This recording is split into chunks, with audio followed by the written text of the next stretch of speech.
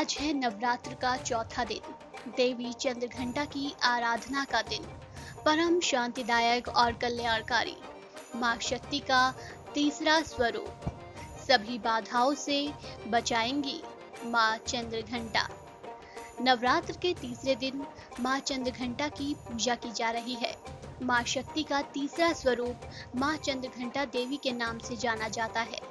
माँ के माथे के ऊपर घंटे के आकार का आधा चंद्रमा है, जिस कारण ही इनको चंद्रघंटा कहा जाता है।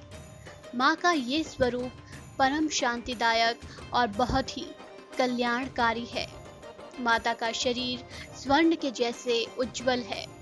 माता के सिर पर रत्न जड़ित मुकुट सुशोभित है।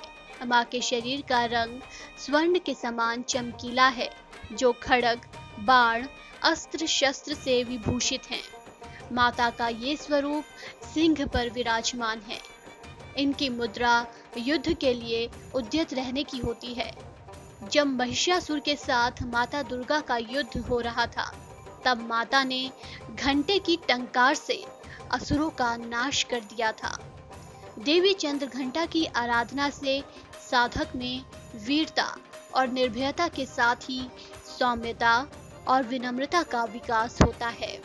इसलिए हमें चाहिए कि मन, वचन और कर्म के साथ ही काया को विहित विधि विधान के अनुसार परिशुद्ध पवित्र करके चंद्रघंटा के शरणागत होकर उनकी उपासना आराधना करें। इससे सारे कष्टों से मुक्त होकर सहज ही परम पद के अधिकारी बन सकते हैं। नवरात्र के तीसरे दिन माँ के चंद्रघंटा स्वरूप की विधि विधान से पूजा करने के बाद माँ को सिंदूर, अक्षत, गंध, धूप और पुष्प आदि अर्पित करें।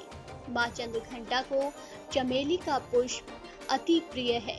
माँ को पुष्प अर्पित करें। दुर्गा चालीसा का पाठ करें और माँ की आरती करें। मान्यता है कि घंटे की ध्वनि से माँ चंद्रघंटा अपने भक्तों पर हमेशा अपनी कृपा बरसाती हैं और शत्रुओं की हार होती है।